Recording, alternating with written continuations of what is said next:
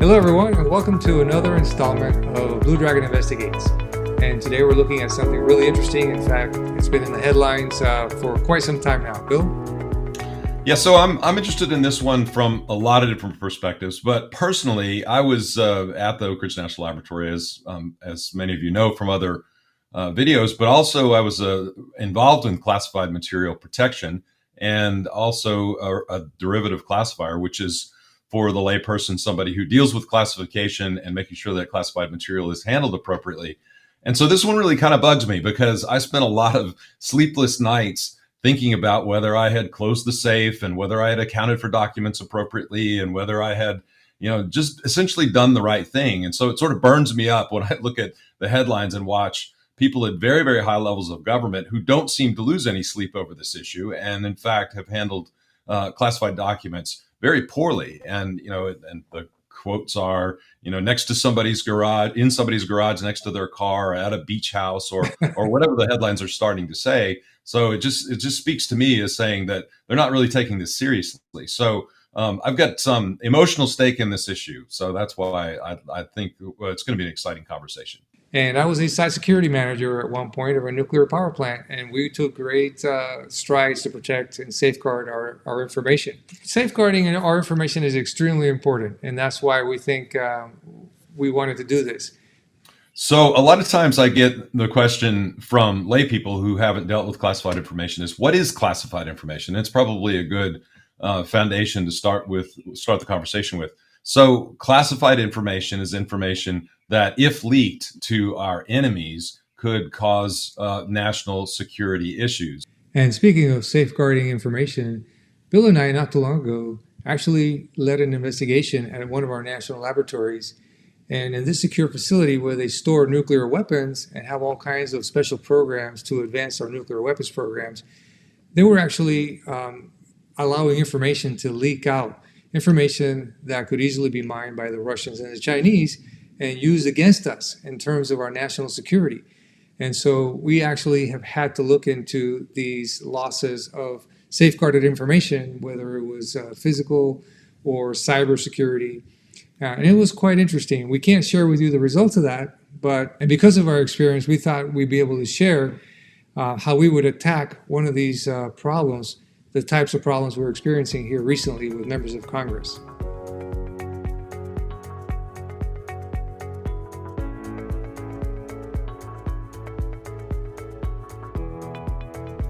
Monday's search of Mar-a-Lago began a whirlwind week of speculation, misdirection, and parsing.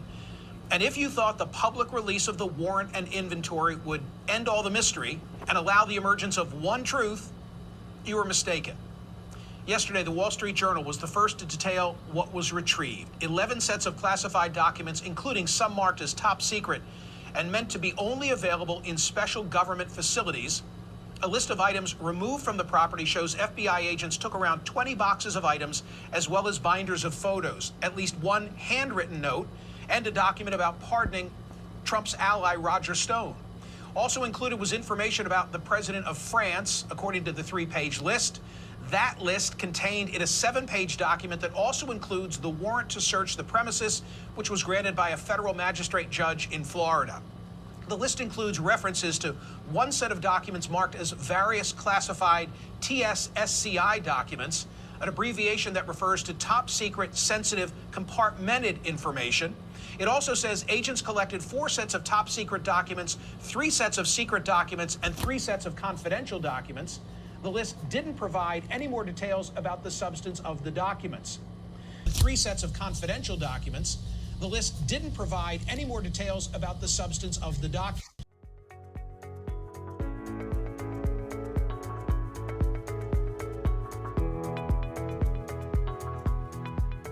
Also on Friday, emails released as part of a Freedom of Information request by the Associated Press shows in November when the National Archives were becoming aware of classified documents at President Biden's old office. Bauer released a statement in just the last a little over an hour saying that the Justice Department conducted a search of the Wilmington, Delaware home and found additional materials with classified markings. Now, Bauer stresses that this search was done in coordination with the president's personal attorneys. Both the personal attorneys and lawyers from the White House counsel's office were on hand for that search. Sources also told us that it was specifically conducted by the FBI.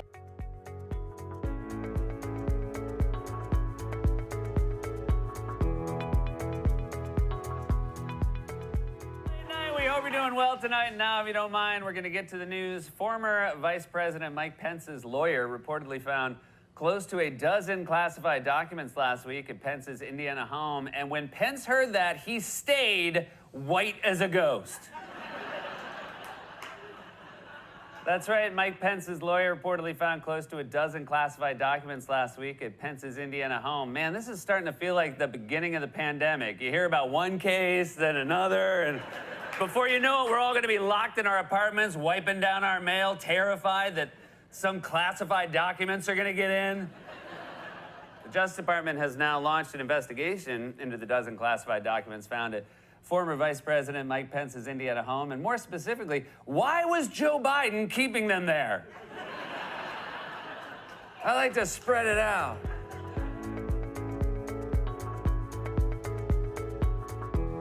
So here's a typical Blue Dragon chart, and of course we're going to go into great detail here as to what's contained in this chart. But first, we should always start with a good problem statement. So let me zoom in and show you the problem statement for today and discuss it just a little bit. So the problem statement is that classified documents have been removed from Congress and the White House and then stored in potentially unsecured locations. And we've listed here the Trump residence in Mar-a-Lago and the Penn Biden Center, the Biden residence, and the Pence residence. And at these residences, there was potentially classified information that was potentially accessible to personnel without the need to know. So understand that without verified facts, we can't say already that they were mishandled. And so we go out of our way to be neutral and non-accusatory. So note that the title of this special investigation is not the mishandling of classified documents. At the moment is how they were handled. And we will figure out whether any requirements or regulations were violated. So this is a good time, Bill, to talk about the evidence that we're collecting for our chart before I dive into explaining our three-phased approach. Of course, we're not the official investigators, although we are special investigators. And we have done special investigations at national security sites, in fact, including classified documents. But for the moment, we had to rely on readily available information that was put out by the media. And we've circled here some of the media sources we have used, like Reuters and PBS. And we need to make a point about collecting information. And that goes into what I'll be discussing shortly about critical thinking. And so Bill, who brought this chart in, thought it'd be a great idea to discuss the media bias chart. Bill? Yeah, and we borrowed this chart, so giving proper attribution, you can see it up there in the left-hand corner of the logo of the people that created this chart. And essentially, they used a fairly sophisticated set of criteria to decide whether this was, on one axis, either more opinion or more fact, which is the vertical axis, and on the lower axis, whether that be a liberal bias or a conservative bias. And so what we're trying to do is stay in the fact-based as much as we can, which puts us up in the green box that Rob's navigating to right now. So, and I also must say that the information that we drew from the sources that we're highlighting here helped us to establish the basic facts of the case and the timeline. If you take available information, look at it for its quality, and then organize it appropriately and bring in other sources of information, all of which you have available to you, you're going to think better about problems like the one we're talking about here today. And that's really the bottom line of the exercise. Is critical thinking means that we cast a wide net, we evaluate our sources appropriately, we account for biases, and then we use a structured and rigorous methodology to move through the thinking process to draw informed conclusions, not off the cuff opinions. Rob? Well, so that was just a little bit of information regarding how we qualify the information we did bring in. Know that this is not the formal investigation. Very good. So let me now give you a quick overview of the Blue Dragon Integrated Problem-Solving System. It is a 3-phase system. It can organize an incredible amount of information that will help us analyze it and get to the real deepest-seated causes of the issues. And I'd like to start by a quick synopsis of the 3 phases. Phase 1, which we call the critical thinking phase. And let me define critical thinking to begin with.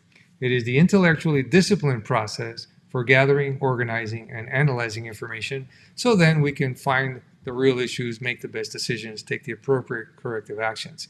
So what we're doing in phase 1, as you see on the chart here, is collecting all the evidence that we can, and that can come from so many places, from personnel involved in the issues, the incidents. We can collect their witness statements. We can conduct initial interviews. We can put that information in timelines. We can look at logs and records. We can do analysis and do Pareto charts of quantifiable data. So if you're in Lean Six Sigma, for example, there are so many tools that we can apply in terms of data analysis if there is such data. So we collect the evidence and we organize it on this chart. So with that definition of critical thinking, you have a better understanding of what we're trying to accomplish here in phase 1, the critical phase. And let me quote Albert Einstein. Einstein famously said that if his life depended on it and he only had 1 hour to solve a problem, he would spend the first 55 minutes developing the best possible questions, because then he could easily solve the problem. That's exactly what we're doing here. We're gathering the information that we need to ask the best possible questions. Those questions then become lines of inquiry that will help us solve the problem. And to do that, we have to have the evidence of what happened, but we also need to understand what should have happened, and those are the requirements. So we have something called our line of defenses that we also need to gather here on phase 1. And those are administrative requirements, but they can also be physical and cyber barriers that help prevent bad things from happening. So think of it this way. We're looking at, right now, the line of defenses in place to prevent the mishandling and the inappropriate storage of classified documents. And those come from the Code of Federal Regulations all the way down to executive orders and other local policies and procedures. So we gather those so we understand this is what is required. And we will be comparing that against what actually happened. And you see, we've prepared here a couple of timelines, one for the Biden administration and all of the sequence of events that took place all the way back to when Biden was a senator. And we have a timeline for President Trump after he was president and then became a private citizen.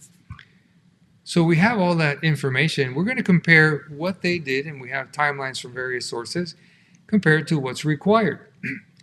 And we call that an analysis of defenses. And from that comparison, we're looking at gaps in performance, deltas between what happened and what should have happened. And we're asking these great questions that I'll go over here in a little bit. So that's phase 1.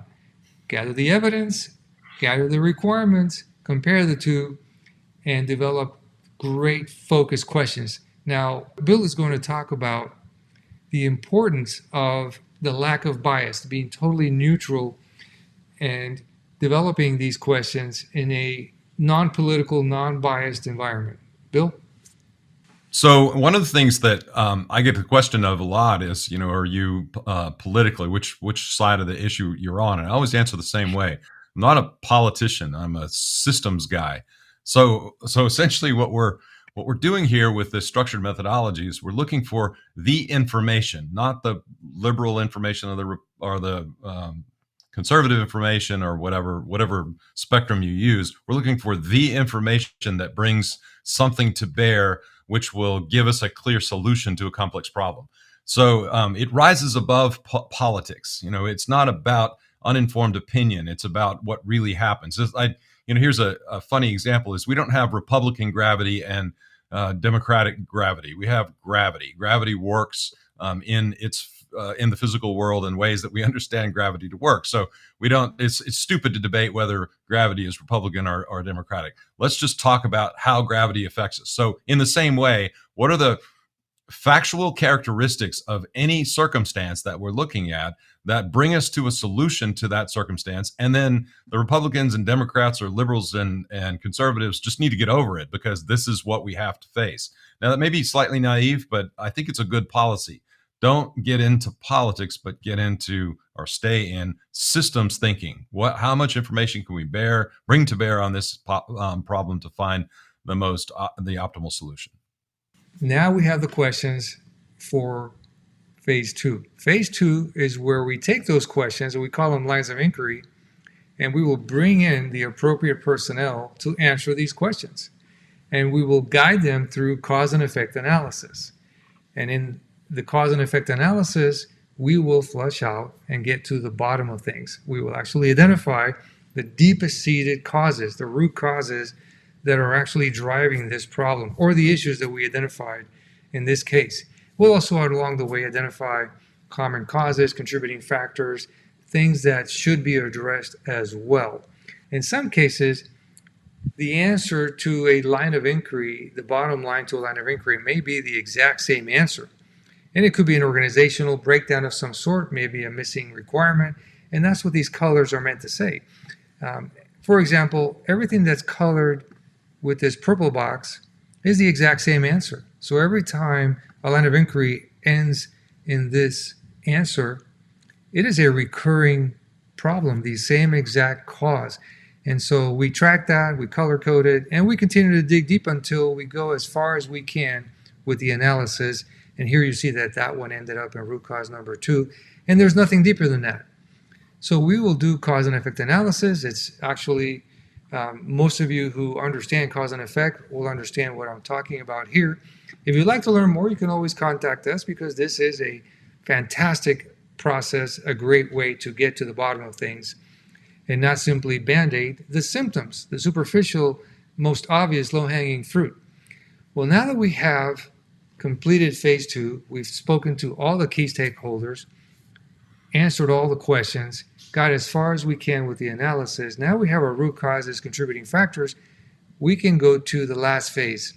We bring in the folks who are responsible for implementing the actions and engage them, because they bring with them the resource loading, the budgets, their relationships between organizations, between them and their regulators. So there's other things at play that have to be considered when developing the final action plan. But we use the hierarchy of hazard controls and lean mistake proofing to guide us in developing the best possible corrective actions. And we also do something that not too many organizations have learned to do, and that is we need to explore to what extent these root causes affect other parts of the organization. Those are extent of the cause reviews that need to be conducted. In this case, for example, whatever caused the Biden and Trump staffers or administrations to perhaps, if we find out to be true, that they didn't properly safeguard classified information, then where else do these same root causes apply? Perhaps other members of Congress, perhaps other government agencies. We're not sure where this will go. But by exploring the extent of the causes, we will have a better understanding of how far and wide the issue really is. And that's a synopsis, a brief synopsis of our 3-phased approach. So we're going back to why we started this conversation, which was about the specific things that we can see in the headline regarding the highest levels of government officials doing things with documents that have created a media sensation. This is clickbait. So we hear that there are classified documents at Mar-a-Lago, Trump's sort of second White House. And then we have the equally as interesting story of Joe Biden having classified documents next to his Corvette in his garage. So when we start thinking about these things, well, let's think a little bit deeper. And some of the questions when we talk with others about this, also people who have had some experience with classified protection, is that, why is it this way? How did those things end up there? Is there somebody at the gates, essentially at the White House or wherever the government building is, that says, before you leave here, let me look through your stuff to make sure you don't have any government documents or classified documents? Okay, well, that might be something that we can look into more. But what about this idea that, well, if it's on a list and the document doesn't show up there, what we call in the business accountability, then I should just go get the missing one, kind of like a missing library book, like you would get a notice that the library book is overdue. But if we dig a little bit deeper, we understand that that doesn't really apply, or it may not apply in this certain circumstances, so because some documents aren't actually controlled that way. So as you start to look at this obviously bad situation that's grabbing the headlines, it asks us, all of the lay people and professionals are asking probing questions. And that's the first step in good problem analysis, is good questions, as Rob said just a little bit ago. So, and that's so important. That is the key to phase one. We're not asking random questions. We're not asking politically motivated questions. We're asking questions strictly from the standpoint of, these are the regulations, and these are the executive orders and other programs, policies, and procedures that implement those federal regulations. Now, did you meet them or did you not meet them? And so what we do is we put on our doctor's hat. We think like a doctor. So what does a doctor do? They look for symptoms of what's wrong. And by doing that, they look at certain parameters. They look at your body temperature. They look at your blood pressure. They take blood samples. And from there, they're looking for what? For what's wrong, the irregularities. If my temperature is supposed to be at this and it's higher than that, I have a problem. That's where I'm going to dive in. That's exactly what we do. We put on our doctor's frock and we look at the regulations, and then we look at what happened and see that did not meet the regulations. In many other investigative methods, that's where they stop. They identify those initial differences or deltas in performance as the causal factors. And that is actually the low-hanging fruit, the highest level causal factors. For us, those are starting points. We bring those to phase two by asking a great question. So why do you have high blood pressure? Why do you have this marker in your blood sample? And we ask that question here, why is there storage or classified documents stored in this unsecured location without proper controls? And so we start there. Again, totally neutral, totally factual, evidence-based is what we're going for. So now let us dive back into the chart and take a look at some of the questions that we would ask if we were the special investigators for this case.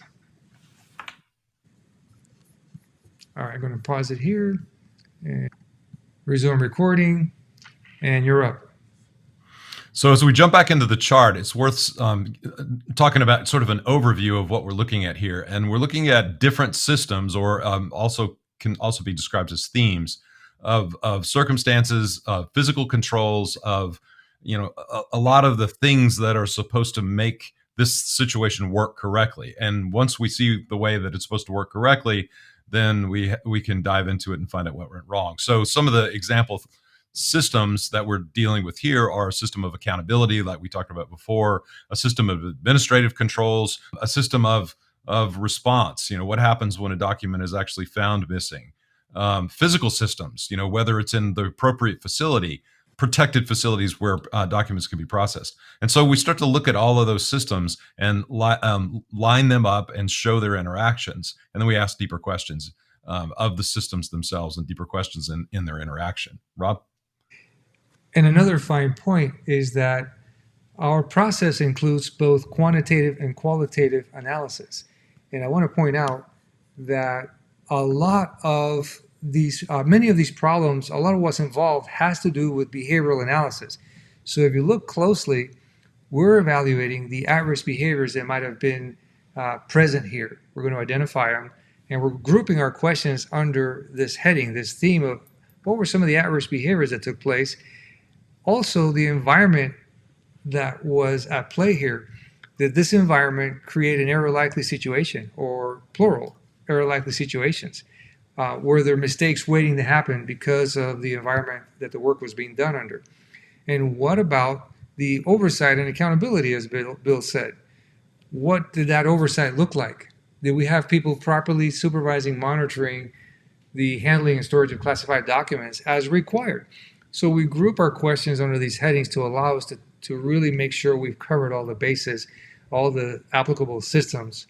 Let me switch over and read some of these questions for you based on the defenses. And notice we've cross-referenced our questions to the defense. So D2.1 is actually a question about defense number 2. D4.4 is about defense number 4, and so on. So we have a ready-made cross-referencing system here. Let's take a look at some of the at-risk behaviors that we would ask about. Did the personnel that moved the classified documents have the appropriate clearances and permissions? And we're not actually jumping to conclusions or accusing any one specific person. We have to find out who the personnel were and whether they had the appropriate clearances to actually handle those levels of classified information. Were there classified document logs and an inventory kept wherever they were taken to? These are right out of the 10 CFR, or the 46 CFR.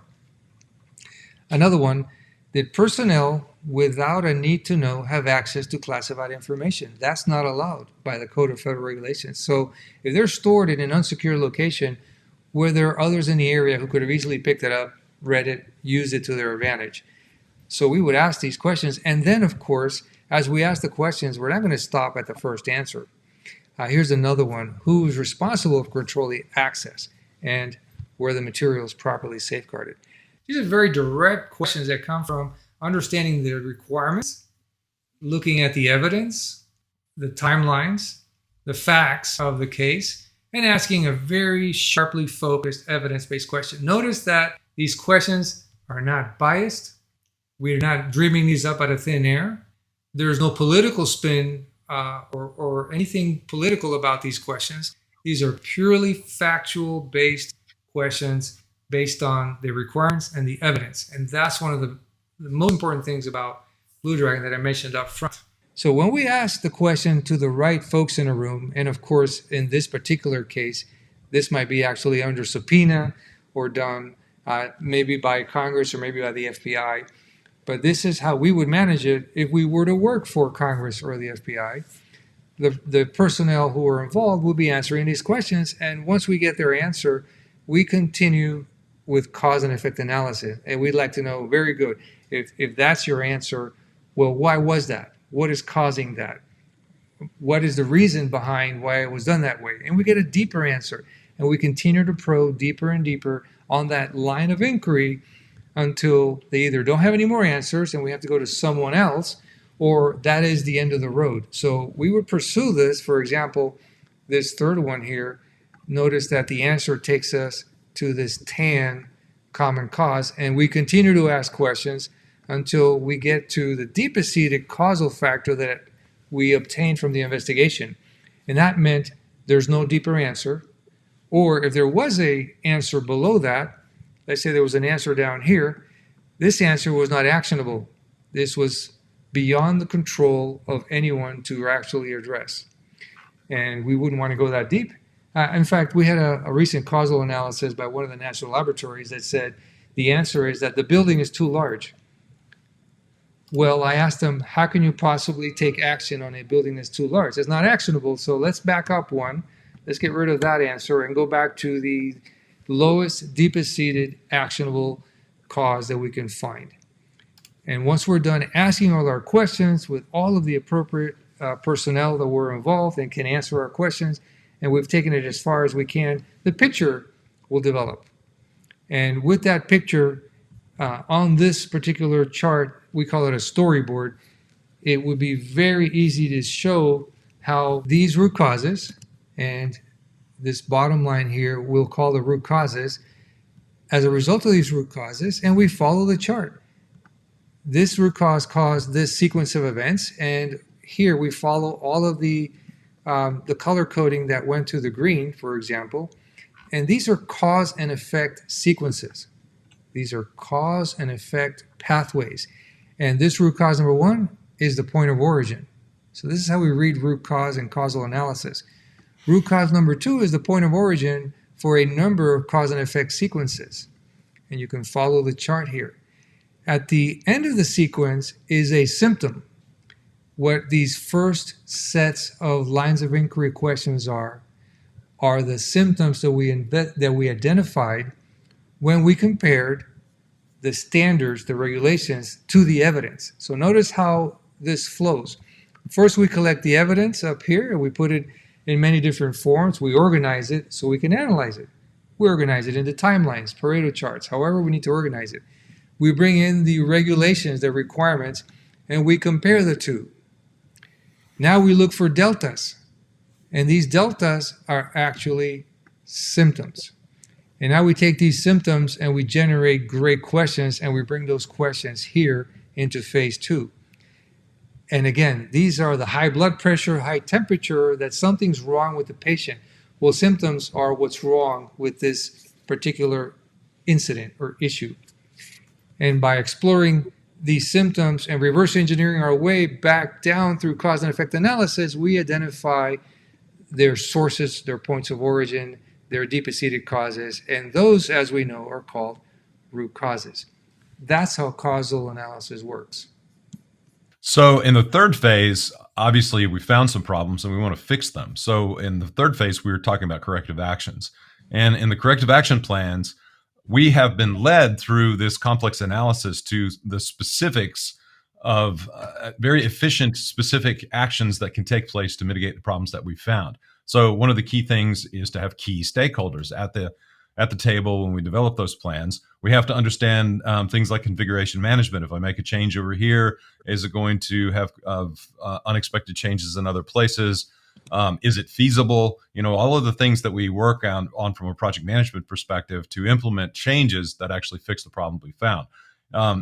From the standpoint of, this is a bit of a positive here, a very positive aspect, is that if we truly are at the root cause and we find a mitigation plan, then through extent of condition, we're going to solve problems in multiple parts of the complex system, not just Band-Aid the one circumstance that we found problematic. So the corrective action plan, if we're allowed to stay involved in that and people accept them as the correct things to do, can have broad-reaching effects across an organization for the positive. The other point to make here, there's very little guidance in so many of the industries that we work in for conducting the extent of the cause reviews. So I'll highlight it once again. If root cause number 1 talked about a certain program that was not performing well, so it was an organizational breakdown or a programmatic breakdown of a specific type, well, that's one program at your organization. We would want to do an evaluation of what other programs might be affected. Or let's say a cultural problem, and the cultural problem manifested itself in the mishandling of classified documents. What other areas could that same cultural problem be affecting?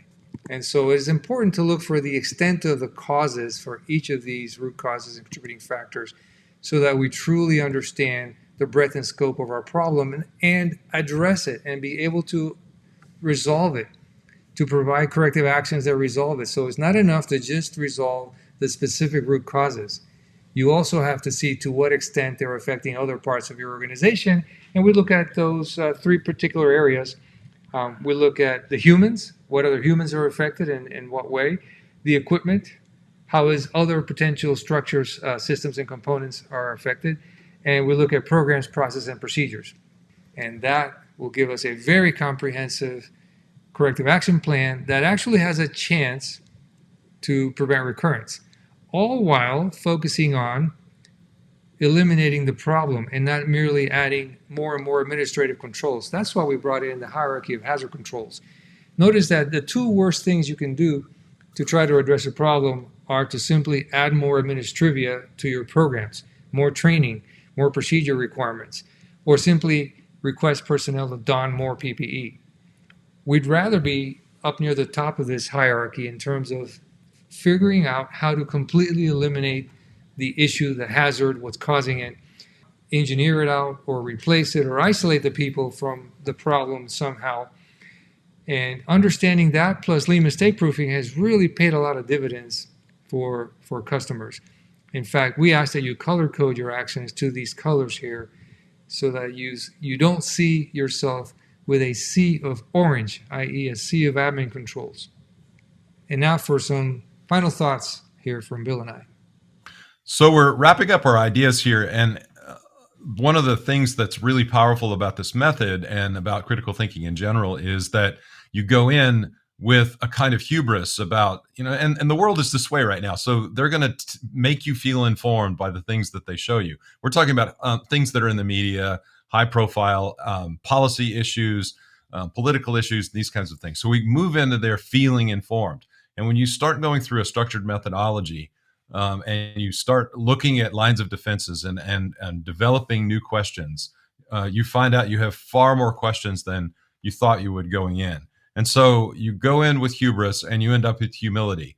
And humility is a good thing because it allows us to step back, to be a little bit more quiet, and then roll up our sleeves and get to work, because being informed is hard work. And so the way we become informed is we use the process that we've talked about throughout this conversation, and we dig into the complexity of these circumstances as much as possible.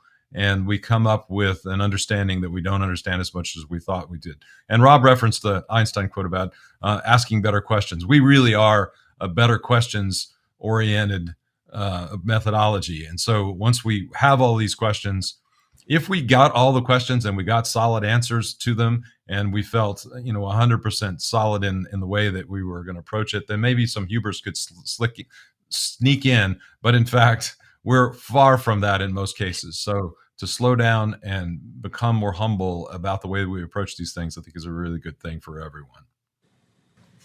So those are great points, Bill, about going from hubris to humility. And what you're going to find is you don't know what you don't know, and you don't really understand a problem until you lay it out and analyze it properly, methodically, with the appropriate level of in-depth analysis, which is actually rare these days. The other thing I wanted to mention here as we wrap up is that the process is incredibly efficient. Now, in some previous meetings with the Department of Energy, they have admitted to us that, for example, their accident investigations have lasted a year, 6 months to a year, and have taken 20 to 50 people to complete. Now, they hired us at one point, and we did a Department of Energy investigation on a capital asset project that they were willing to put 50 people on it for a year to complete. And we actually did it with 6 people in 6 weeks. So I wanted to highlight the efficiency of having this integrated process, this integrated system that really makes life more efficient. The gathering of the organization is much more efficient. The fact that we're dealing with verified facts makes it very accurate. The fact that we're asking questions on performance gaps makes it very accurate and unbiased at the same time. We've established something that is very neutral, very accurate, but extremely efficient as well. And that makes this probably the world's best problem-solving system. And I mean very specifically for complex human-centered problems in our modern socio-technical work environments. These are not the same kind of problems we were seeing 3, 4, 5 decades ago, now that we have the advent of big data and computers and so much more in terms of a complicated working environment, bordering on artificial intelligence now. In fact, AI is actually already here. So I hope you got a lot out of this and understand how we would actually attack a complex human-centered problem like the handling of classified documents and the potentially improper storage of those documents. Now to wrap up, let me bring Bill back in. So as we wrap up, I'm not feeling any better about the sleep that I lost for all those years. I was concerned about whether I left my safe open or whether I attached a document that I shouldn't have to an email. For anyone listening in, I never did, and I never received any infractions, but I did lose a lot of sleep. But the energy about this, what we know about this circumstance and what we're seeing in the news has led us to do this more structured evaluation of this very complex problem. So if you're interested, put comments where we post this video, and we'd like to further the conversation. Rob? Well, I don't know about you, Bill, but ever since I started using Blue Dragon, I sleep like a baby. I don't have any concerns. Well, this has been another installment of Blue Dragon Investigates, and we hope to see you soon in our next one. Look for future installments as we look at complex human-centered problems that are out there in the national headlines, and we're going to show you how to actually tackle and solve those types of issues. Thanks again. We'll see you soon.